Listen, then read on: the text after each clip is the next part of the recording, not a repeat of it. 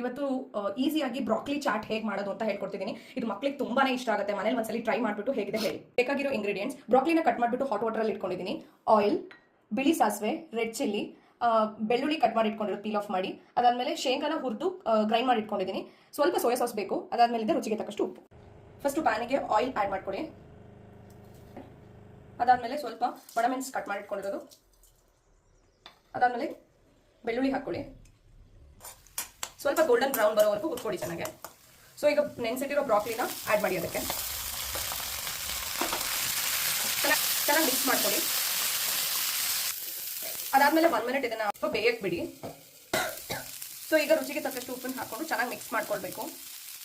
ಈಗ ಸ್ವಲ್ಪ soya ಸಾಸ್ನ add ಮಾಡ್ಕೊಳ್ಳಿ, ಜಸ್ಟ್ 1 2 ಸ್ಪೂನ್ ಅಷ್ಟು ಹಾಕೊಳ್ಳಿ. ಸೊ ಈಗ ಸ್ವಲ್ಪ ವಾಟರ್ ಹಾಕ್ಬಿಟ್ಟು ಅದನ್ನು ಬೇಯಕ್ಕೆ ಬಿಡಿ. ಸ್ವಲ್ಪ ಪೆಪ್ಪರ್ನ ಆ್ಯಡ್ ಮಾಡ್ಕೊಳ್ಳಿ, 1 2 ಸ್ಪೂನ್ ಆ್ಯಡ್ ಮಾಡ್ಕೊಂಡ್ರೆ ಚೆನ್ನಾಗಿ ಬರುತ್ತೆ. ಗ್ರೈಂಡ್ ಮಾಡ್ಕೊಂಡಿರೋ ಗ್ರೌಂಡ್ನಟ್ನ ಚೆನ್ನಾಗಿ ಹಾಕೊಳ್ಳಿ, 1 2 ಸ್ಪೂನ್ಸ್ ಅಷ್ಟು ಹಾಕೊಳ್ಳಿ, ತುಂಬ ಟೇಸ್ಟ್ ಬರುತ್ತೆ. ಈಗ ಟಾಪಿಂಗ್ಸಿಗೆ ಸಾಸಿವೆನ ಹಾಕೊಳ್ಳಿ,